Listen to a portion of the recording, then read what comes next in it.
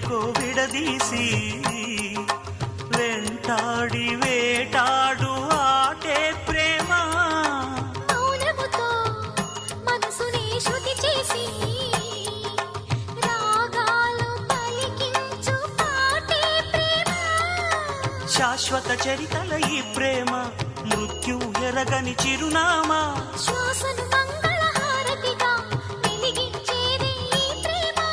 మరణా